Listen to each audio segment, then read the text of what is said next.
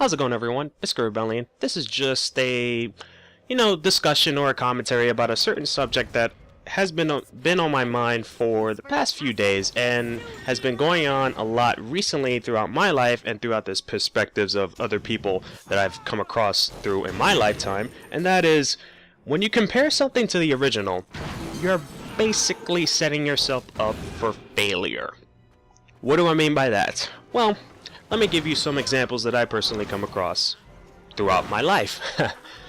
Alright, let's start with movies. There are two or three, I can't remember the third one, but mostly there are two movie series that I've come across that I ended up hating the reboot because I kept on comparing it to the original. What are those two movies? The first one is Star Trek. Now, Star Trek has been out for, I would say, since 1950s or 60s. I don't even remember. So this series has been going on for a fairly long time. And I watched all the movies, I watched all the mini-series and all that other stuff. I even read the comics. I still do, to this day. So I pretty much know a lot about Star Trek. Now, no, I'm not a die-hard Star Trek fanboy, but I am a fan of Star Trek, right? So, when I heard about a reboot somewhere around 2006 or 2007, I don't remember exactly when this movie came out, but when I heard that there was a reboot of Star Trek, I was happy, but at the same time I was a little bit scared because I did not know what they would change. So, when I went to the movie theater and I watched the movie, what happened was I kept on comparing that movie to the old movies, and I ended up hating it. Not because of the characters, not because of the relationships among the characters.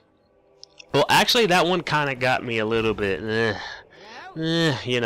because Star Trek as a whole was brought upon the foundation of friendship and interaction with amongst the species and amongst the crew members, and we didn't get that much within the first movie, or at least the first rebooted movie. The second one, more or less, I don't know. But anyway, it wasn't because of that. It wasn't because of the story. Well, actually, here's the funny thing about the story. It was a alternate timeline. I think it still is an alternate timeline. So, I'm okay with that. I was really okay with that. So it wasn't because of the story. It was because I kept on comparing it to the original. I kept on saying that this was not the original. This wasn't Captain Kirk. This wasn't Spock. This wasn't anybody. And I ended up hating it. Let me give you another example. RoboCop. RoboCop.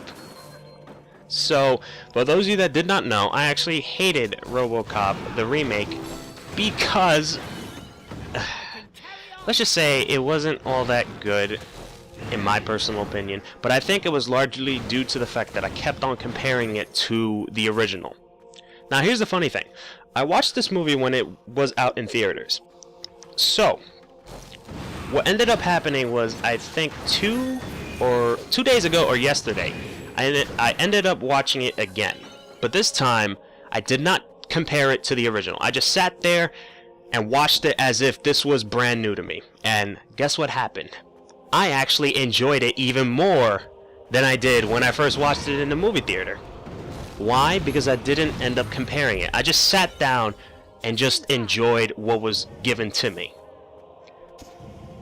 Now, let me give you another example, but away from television or movies. Comic books. Comic books is notorious for this. But I mean really, really notorious. One of the biggest examples I can give you, the infamous New 52. I admit, I will go right down and say I admit that probably, if not, my number one reason why I hate the New 52 is because it's not the old series. Oh, actually, that's my second reason. My first reason was because of the fact that they destroyed the old universe, or New Earth. That was my number one reason why I did not like the New 52. But the second reason was because these weren't the characters that I grew up with. That's what a lot of fanboys like to use. I don't personally like using that term, but I want to say it so then that way you guys can understand what I'm trying to say. I did not grow up with these characters. These are brand new characters, right? This isn't Superman that I've grown up with over the years. This isn't Batman that I grew up with over the years. Actually, he's definitely not the Batman that I grew up over the years. This isn't Green Lantern. Well, actually, now that I look at Green Lantern, I don't know. I really don't know. I actually got to go back and read some of his old stuff so I can make sure. So, I don't know about him. The Teen Titans, these are not the Teen Titans that I, quote-unquote, grew up with. And so on and so forth. Now, the only reason why I tolerate the New 52 is given the fact that I am reading it as a new reader. I am not reading it as a nostalgic fan. I'm not reading it as an old reader. I'm just reading it, or at least I'm treating it as, this is a new book. I've never heard of these characters before. Let me get in and be immersed into this world or story. You see what I'm saying? And this leads me to the point where if you keep on thinking, or at least comparing, a new thing to the old thing, it is blatantly, especially if you like the old one, it is blatantly obvious that you're not gonna like the new one, given the fact that it's not the old one. You see what I mean? Comic book fans, like I said, are notorious for this. Every time there's a reboot, there's gonna be somebody pissed off, given the fact that this isn't Superman, this is not the characters I grew up with, this is not the DC universe. Marvel has this too. I don't remember. I think Marvel now, except it's not too hectic like the New 52, but still the same. A lot of people were complaining about this. A lot of people complained about the whole reboot changes and all that other stuff. Even Man of Steel got this flack. It's funny because I like the Man of Steel. Only because I did not compare it to the old Superman. I did not compare it to the Christopher Reeve Superman or any of those other stuff that came out before. I just watched it as this was a brand new Superman movie. I was introduced to Superman. Well, actually, let me not say that, because if I was introduced to Superman, I would be rather scared. I'll be really scared. If this is the first time I've seen Superman, I'll be very scared. Let's just get that out of the way. But anyway, you get what I mean. I sat there as if I was this new coming customer or this new viewer that's watching these characters and watching how they interact with this world and stuff. And I ended up really, really liking it. So, with that said, I pretty much said what I gotta say, or at least showed my examples and all that other stuff. But that's basically what I mean. If you compare a source of media, it doesn't even have to be a source of media, it could be even food. If you compare the old one to the new one, and you really, really like the old one, by comparing it, you're gonna end up hating the new one. And it happens 9 out of 10 times, which is rather strange.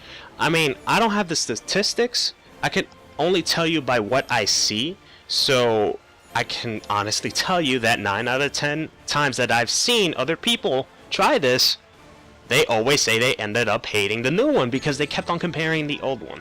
So what I want you guys to do is, and you don't have to do this, you don't really have to do this, but I would like for you guys to try it, and let me see what you guys think about in the comment section below.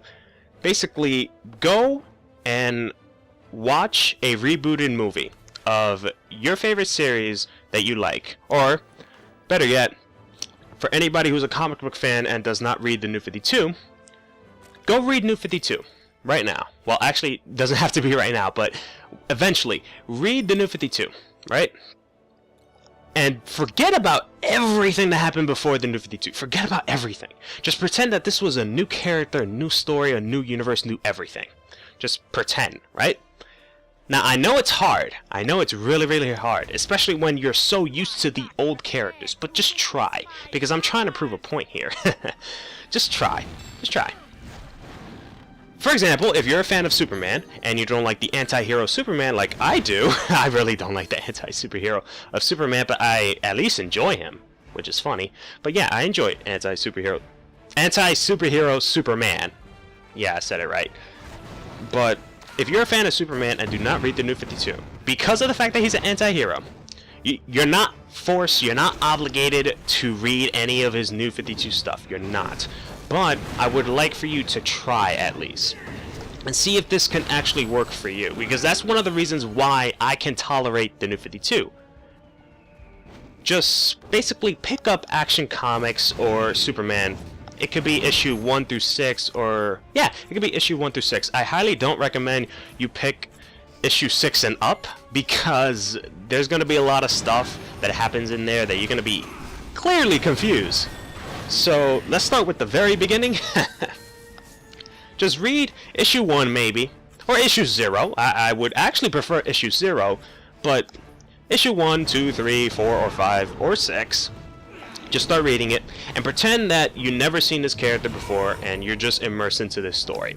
I can almost guarantee you that 9 out of 10, or I wouldn't say 9 out of 10, 7 out of 10, you would actually like this than you would have if you compared to the old Superman, or to anything old, depending on what you're reading, or what comic book series you're reading, or what movie you're watching. I bet you that you would like it more than what you would have if you compared it to the old one. But anyway, that's really all I gotta say. Let me know if you guys actually tried it, and let me hear about it in the comment section below. But anyway, my name is Bizkit. See you guys later. Peace out.